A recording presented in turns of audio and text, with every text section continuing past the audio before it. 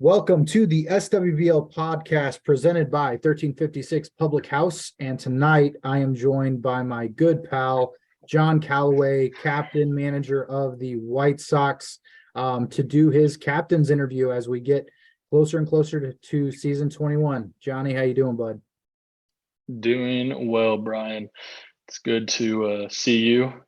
Glad we caught up a little before this. I'm excited to discuss wiffle ball with you, man. Yeah, man.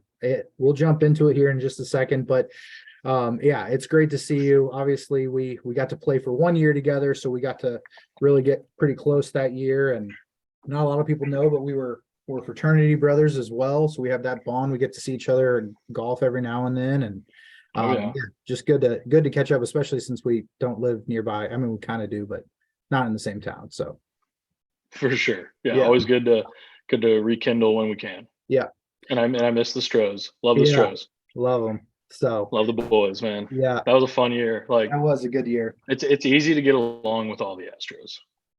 Most of the time, I would say every now and then it's a little tough depending on competitiveness, but otherwise, yes, it is pretty good. So, all right, cool. So yeah, tonight, guys, we're gonna talk about the roster. We're gonna look at the division and the schedule, and we're just gonna have some fun talking wiffle. So let's jump into it. Season 20. Let's just talk about that a little bit. You guys went 5-5 in your first year as a squad. Made the playoffs in your first year as well. A lot different than a lot of new teams in that sense, where a lot of first year teams, they struggle out the gates. Obviously, nobody really expected that out of the squad you put together. But I also think that, I don't know, what's your opinion on, did you feel like you didn't quite live up to the expectations you thought you had going in? Because I know a lot of guys were pretty high on the White Sox coming into season 20. Yeah, I think after talking to the team, and even just personally as the leader, captain of the team, we definitely underperformed. We found it hard to get in the right groove at the right time. And this is like every wiffle ball team. You might have one or two guys that are firing on all cylinders and the other part of your team isn't, and then you flip the next game. And so I feel like we were just kind of ships in the night. So you couple that inconsistency with lack of depth. I think those were the two vulnerability points for us last year. And we definitely in our eyes underperformed for sure. Yeah. Well, you still had some guys make the top 21, so still some pretty solid performances. Maybe a little down from years past, but still really great showings. Let's look at the roster real quick. Obviously yourself, you came in at number 18 in the top 21 this year. Derek Cornell, Ty Butler, who came in right after you at 19. Jackson, who came in the top 10, had a great season for you, both on the mound and at the plate. He came in at 9. You had Leon Cherry on the roster, but he didn't make an appearance last year. And so first question is Leon going to be able to come this year? Do you want to tell us if we can expect to see his face? You will not see him in a White Sox uniform for the foreseeable future. Okay. He's just busy with work and with what we're trying to do. We just need people that can commit year in and year out, barring any large circumstance shift. Right. Okay. Well, so while we're talking about last year, let's just a couple things. I was looking at some of the stats, and Jackson, aside from average, which you led the team in, Jackson led in every other category this past year at the plate. So I was curious, are you're when we were talking and you were talking about this team, and even last year, you like to ride with your guys. You like to let them work through struggles or slumps or whatever. But with his performance, with last year, now you have a year under your belt with this team, are you planning on any kind of lineup changes, any order changes? Or are you going to stick with the same thing you had last year? Yeah, I think last year was a lot of trial and just finding out who we were, what our identity was, and where our strengths were. And I don't think last year was a good representation of who we are and what our ceiling is. I heard it, I think, by Bogad on one of the podcasts where he's like, the White Sox could have one of the lowest floors, but also one of the highest ceilings. And we've yet to proven our consistency because we only had 1 year on either side of that fence. Mm-hmm. And looking back at last year, there were definitely some struggles within our lineup, and we left the most guys on base by I think like 3x Wow. in the league. You can't win a lot of games when you leave the bases loaded 4 times in a game. Yeah. Like, yeah, like that's a gut wrenching statistic. Yeah. And then you got a guy that could be one, a top 15 player, and he leads the league in strikeouts. It's one of those things where it's like, if we do want to make it to the championship and win the championship, which obviously every team does, Mm-hmm. those aren't the type of results that yield that outcome. Yeah. So I think as the captain, and we have a very humble team in the sense of like they're willing to do whatever they need to in order for the team to be in the best position to win. Yeah. And sometimes that means they're not in the field. Sometimes that means they get bumped in the lineup hitting. That also means, hey, we come together and say, do we need to bring more people to the team? Yeah. So taking all that into consideration, you will see a handful of additional players in the lineup. Yeah. And one has already been announced, the other has not, which as of about 5 minutes ago, right before we hopped on this call, I got confirmation that we will be signing a rookie Yeah. to the White Sox. Well, let's talk about those two players. I was actually going to bring that up. So it's a perfect transition. You signed Trent Steffies to make his triumphant return back to the league. My first question, was obviously everybody's pumped about him coming back. He's a favorite of a lot of players. He's built relationships with a lot of guys. So Yeah. I know just personally a lot of guys are looking forward to seeing him. But two, I know I've kept in touch with him. He's been working on pitching. He's been getting more at bats in leagues that are similar to our style of play. And with the intention of trying to come back to this league. So, you were the one that signed him, and I'm curious, like, what role do you anticipate seeing him play for your squad this year? Yeah, I see him essentially being the glue of the team. Okay. Because when you look at our core four from last year, which coming this year we're going to be core six. Mhm. Yeah. I don't want to act like the four from last year are separate from the two that are coming on Mhm. because they're not. But I see Trent really being the glue because when you look at our personalities of all four of us from last year, we're pretty right, right in the middle of the road. You're not going to see a lot of us get high. You're not going to see a lot of us get too low. Mhm. But where that can be seen as valuable and Yeah. good in terms of managing your emotions. I think we need somebody that's going to get us excited and keep the energy up on the team. Yeah. And there's nobody better than Trent Yeah. to do that. So that's the personality side of things where I think he's going to keep our energy high, and he's really good at motivating us and motivating individuals. But additionally, he's going to provide us some really solid depth as a lefty, and hopefully we can leverage that as a competitive advantage on the mound and to give Jackson some breathing room, Mhm. and true breathing room. And I look at a lot of us, and I think from an athletic perspective, we have a very athletic team. Yeah.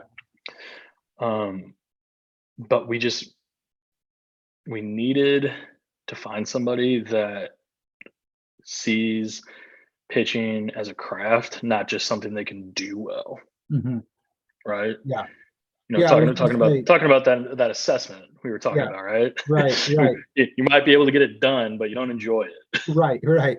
Yeah, I was gonna say, I would say the one question mark going into last season, and you even admitted it, it was gonna be sort of trial and error and seeing what works. But having that number 2 pitcher, right? Obviously Jackson was your ace and your number 1 and your horse, but you know, you went with Ty for a little bit, you went with Derek for a little bit.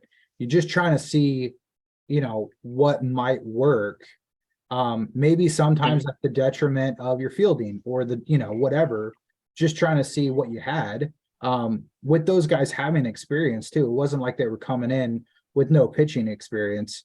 You had confidence in them, but I think if I were to say you had one, the thing that was probably the most inconsistent was trying to figure out who that number 2 was going to be. Yeah, well, and you step back to the beginning of that, and is if Jackson is off, we're screwed. Yeah, Just flat out, if Jackson's not shoving, our strategy is in the trash can. yeah, Because our mindset, and that's not to say Derek or Ty were bad, right, but like their role when they were on the mound was to just get us through. yeah, It wasn't to lead the league in any category on the mound. It was simply to get us through the game. mm-hmm.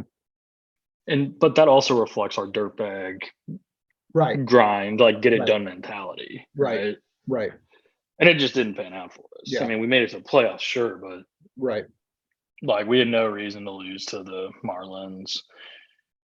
We lost games that we shouldn't have, right, and because we got cold and didn't play up to our potential. right. And Well, here's the deal: Marlins are a good team, and I'm not getting on the bandwagon of some of those guys that are on the podcast that are just bashing them. mhm, They got very athletic guys. Jordan and Luke are bombers in the box. mhm. I just think it's really consistent or hard to be consistent, especially being the young team that they are. Yeah, for sure. Well, we'll see if Trent, you know, can sort of step into that role, alleviate some of that pressure, and Phil, you know, just be that glue guy like you talked about. I'm sure that'll be easy for him. But you know, the other guy that you had mentioned that you just signed tonight, I'm gonna mess up his last name, so you have to correct me, but it's Tyler Omelet. Yep, you got it right. I'm lid. I'm sure Okay. people will start calling him omelet or Yeah. something. So tell me a little Yeah. bit about him. I don't know him. I'm sure some of the guys in the league do. You had mentioned hmm he's a South guy, so I'm sure some people are familiar with him, but I'm not. So just kind of tell the fans out there who might be unfamiliar with Tyler, who he is, his sort of his background, and then like what kind of role hmm you anticipate him playing for you too. Yeah, absolutely. So Tyler, he graduated from South in 2012, and he's a stud athlete, stud baseball player at South. He ended up going to Maryville, playing there, and he's just been a big power bat. There's something about the Sox, but he is a lefty. Well, now we Yeah. don't have a tree to worry about, so it might work out. Well, yeah, we'll see. We Yeah, saw we saw the footage, and it really just thinned it out. It didn't really it didn't get that alleviate the front. problem, but it Yeah, may help. but he is a huge bat, and when I was looking at a roster, I really wanted to find somebody that could essentially replicate the production levels of myself, and to hope that doesn't come out cocky, but we have a lot of average guys, like in terms of um, category. Yeah. We have a lot of high average hitters, and I think I would want somebody, which we believe Tyler is that guy that can come in, step in immediately, and elevate the ball to help us get base runners in. Okay. Cool. Yeah, I mean, like you said, leaving base runners on is frustrating, and you know, a Yeah. lot of teams they they go with the idea that that fourth hitter, if they're a power hitter, like it's okay if they strike out more than some of the other players do, but they're also expected to hit more home runs. It's sort of the boomer bust type player, and then you know, if it's a good year, your team usually performs well. Sam Right. for the Yankees played that role for a long time, and Sam's a great player. I don't want to say he had busts or anything like that, but he was more prone to strike out than any of the other players at times. Ed Lowe's a good example of that too, you know, where he'll hit home runs, but then he'll have down years where he strikes out a lot. So a lot of people kind of subscribe to that philosophy, and ideally it's not, so Jekyll and Hyde for you. It's more up than anything. Right. But Yeah, and I think when you got the team that you can get on base. Yeah. The goal is to have minimum of 2 guys that can get that 2 to 3 home run mark a game. Yeah. Well, so now you got 6 players, right? Yep. How are you going to manage playing time, lineup, getting the right people at bats? I know you mentioned like the guys are all for doing what's best for the team, but it's hard in the moment. It's sometimes hard to tell somebody, hey, you got to take a back seat for a minute.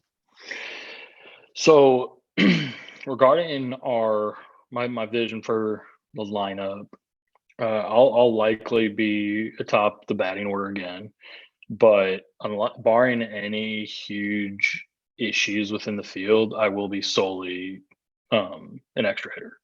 Okay.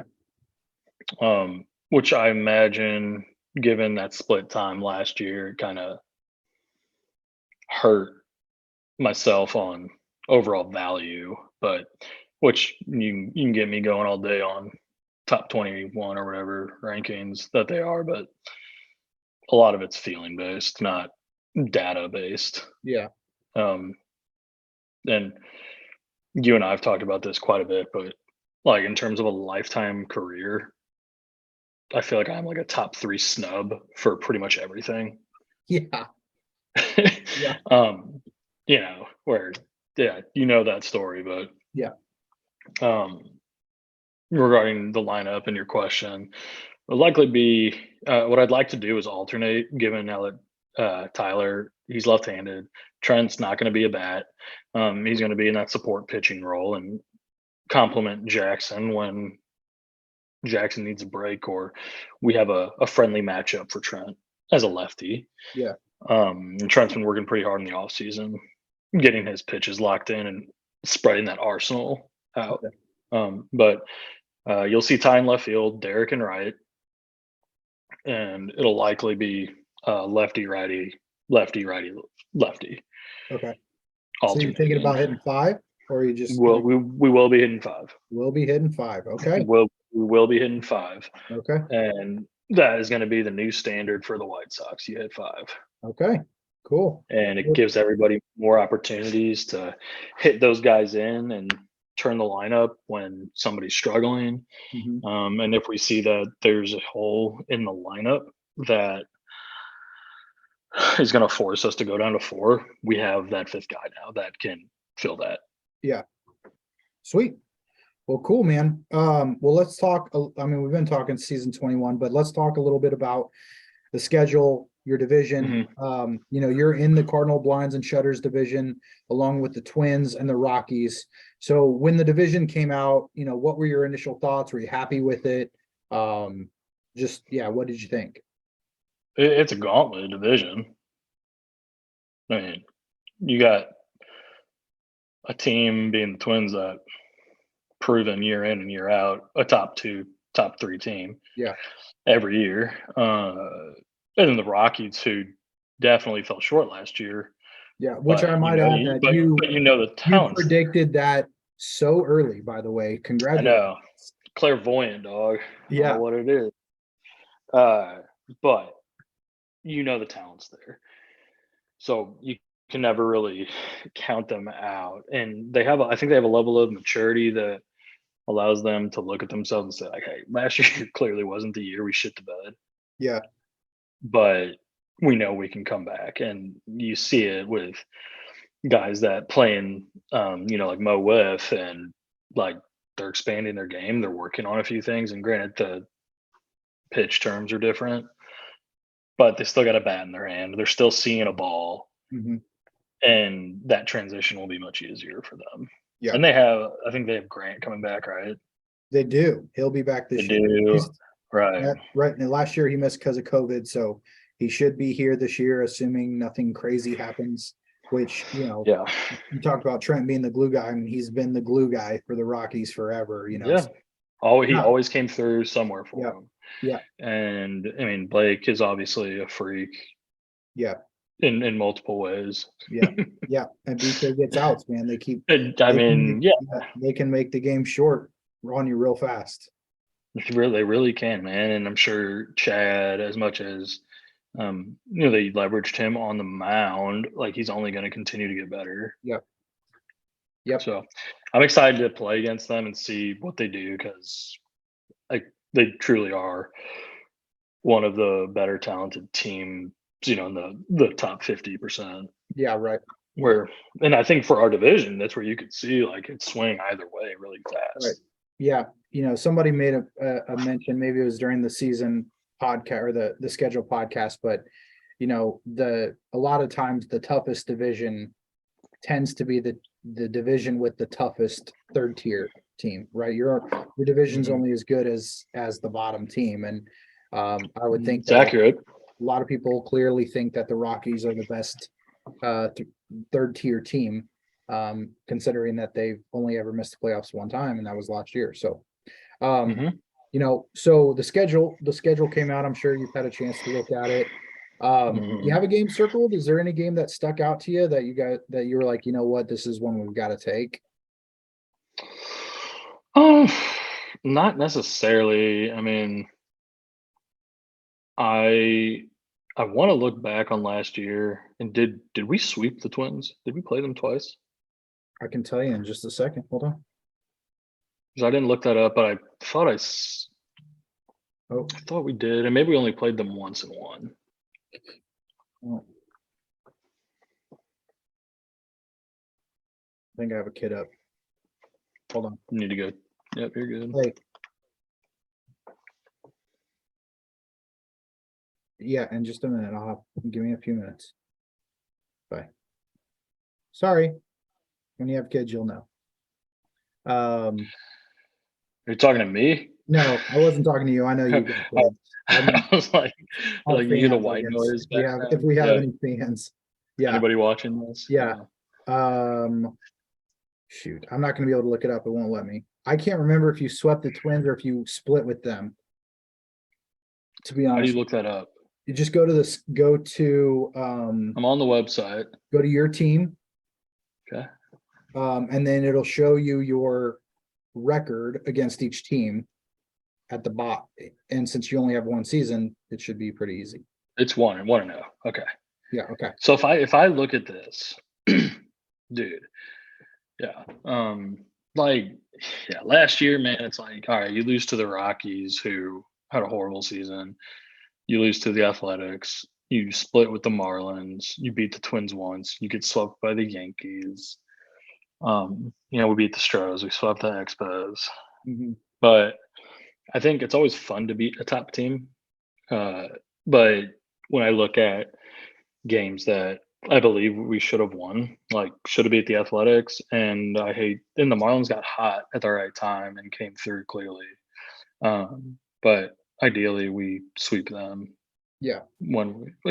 So Yeah.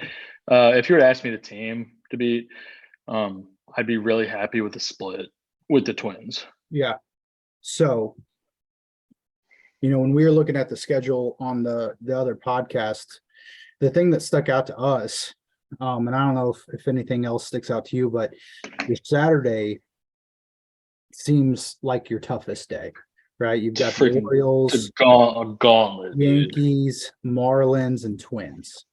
So it is, it's you got, the top three teams, and then you also have a team that everybody's assuming is going to be fighting for a playoff spot in the Marlins. So any other thoughts on the schedule aside from that, or just commenting on that? No, I mean Saturday is a tough day. Like Yeah. that's our gauntlet day. And Yep. I think if we sneak out of there with 50-50 split and ride out hopefully stronger play throughout the second half of the day, then I think we're going to be good going into Sunday. Yeah, I would agree. And then you've got the Twins at the 8:45 spot on Monday. And, we've talked about it for the past couple of years, but Sam does a good job of putting those division games right there on Monday. Could come down to who wins that division, who makes a playoff spot. That could I imagine that game will determine the division winner, and the loser of that will take a wild card spot. Yeah. Okay.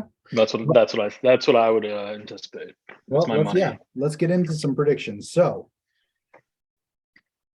pick a winner for the other two divisions.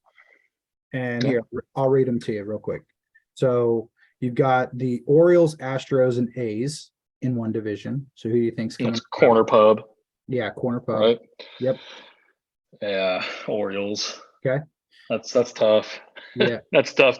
I mean, that the 2 seed being the Astros, it makes for a tough run to win that division. Yeah. And then Ketting is Yankees, Marlins, Expos. Yankees. Yeah. I mean, I don't want to be cliche in the sense of just picking the number one team, but it's very clear that the Cardinals Lions division is the toughest. Yeah. So then who wins your division? Who are you picking? I think I'm gonna just go back to the Monday game against the Twins. Whoever wins that game will be the division winner, and the other team will go to the wild card. Okay. So then who picked the other wild card team then? You've got the I'm gonna say the Marlins, A's, Expos, Rockies. Yeah, I'm looking at the divisions on the website. It'd be really fun if all three of our teams made it. I just don't know how that works out, if that's even possible. It is possible. It's so hard. Yeah. So I'm not gonna do that, but I think it'll be the Astros. Nice. All right, cool. Well, now we're gonna get into why I don't want to make my captain's interview controversial, but what's everybody's beef against the Marlins? I haven't really been paying attention to it. There's a lot chatty Cathy towards them or something. Yeah, I mean, there's a little bit of because they're good guys. Like I don't see they're catching flack because they didn't have a rep at the division draw. They had a surrogate in Eli's wife. Bad timing for them on the date that was chosen. Yeah. You know, and yeah, they seem to be catching flack with the rankings, and I don't know if it's just fun chatter because they were the franchise of the year, and so now everybody feels like, hey, don't get too big for your britches. You've only made the playoffs 1 year, and yada yada. But they're good. That feels like the big brother yelling at their little brother, telling them to shut it, just telling them to shut up. Yeah. Which is I feel like that's unfair to them. I agree. Like grown men, they're just having fun. Yeah. And I'm sure everybody else is just having fun too.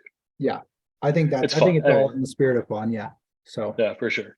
All right, cool. We're gonna do a rapid fire hard hitters edition. Just 10 questions, rapid fire.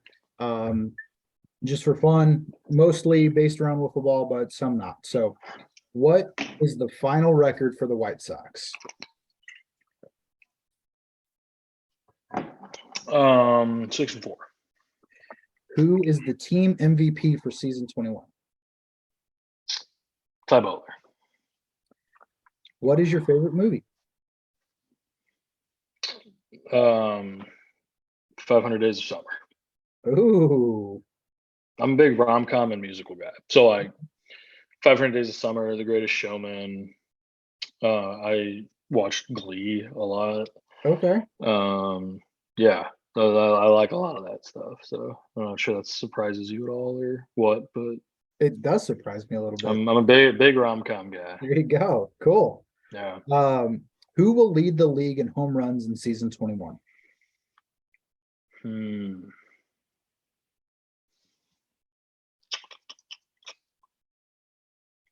Man, that's a tough one. You always want to pick a dark horse of some sort. Yeah, it's no fun because you don't want to be like, oh, it's Bogut or Gus. Yeah. Like that's not fun. It's not fun. No. I'm gonna go Paul Castellano. Oh, Paulie. I just want to see a resurgence. Yeah. Which team is your favorite to play against? Ooh. Let's say the Astros. Sweet. We just all get. I feel like we all get along, and like Jackson plays with the Motive guys Mhm. all year. I played with the Astros. Yep. I think there are a lot of commonalities between the groups, and obviously like you and I are close. So like, Yeah. it's a fun environment that you can still be competitive in, and Yeah. nobody's butthurt or attacking someone. Right. I agree. Let's see. Favorite place to get breakfast during the weekend? I feel like the options are just so limited. Yeah. I'll tell you my favorite thing to do is when we for some reason we have like super early games all the time on Saturdays. Mhm. Where are we at Saturday You're morning? good. Saturday, your first game's at 11 a.m. All right, that's fantastic. But we're early on Sunday, right? Yeah, Yeah, the first 7:15. game. Yeah. One of my favorite things to do, and just being a dad, you wake up super early most times or most days. So I'll probably have a lot of time to kill Saturday morning. But I love, and I'll probably do this before Sunday game at 7:15, is go to Starbucks, get a cold brew, and get a bacon, egg, and Gouda sandwich. Nice. Yep, that is like the go-to and then you drink the cold brew during the 7:15 game. Yeah. When it's still cool in Just the air, ideally, but yep, yeah, and you're just sipping on your morning coffee while also sliding around the field. yeah, sweet. Yeah. Who, as a hitter, is going to lead the league in strikeouts this year? Oh man, I wish I knew team strategies on what they were planning to do. Assuming they bat. Well, I don't know if they would bat 5, but Twins. If Edlow's full time hitting, Edlow. Bedlow. It's a good pick. If he's full time hitting, it's going to be him. What is the official drink of the White Sox? Whatever Trent brings, it's probably Bombay. Yeah. All right, you're having a boys' night out with the fellas. What's on the agenda? Shoo. Let's see. We're gonna get Torchy's tacos, some margs. We're gonna go play the par 3 under the lights. Go sing some karaoke. And then we're having stogies on the back patio. Nice. All right, last question. Who wins the championship this year? I mean, you gotta say your team, right? The You don't have Sockies. to, but yeah, The Sox, dog. Absolutely. White Sox. You heard it here first, folks. We're doing it. All right. Well, Johnny, good luck this year. I can't wait to see you in person in a few Yes. weeks. So it should be fun. Should be a good year. Again, wanted to thank our sponsors, 1356 Public House for presenting again this year, and Ketting Eye Center for this division kind of look here. Stay tuned. We've got more captains interviews coming. Fantasy Wiffle Ball podcast coming. Season preview as we inch closer and closer to Memorial Day. So Johnny, thanks for coming on, buddy. I really appreciate it. It's good catching up with you, man. Yeah. Good seeing you, Brian. All right. Talk to you guys later. See you guys.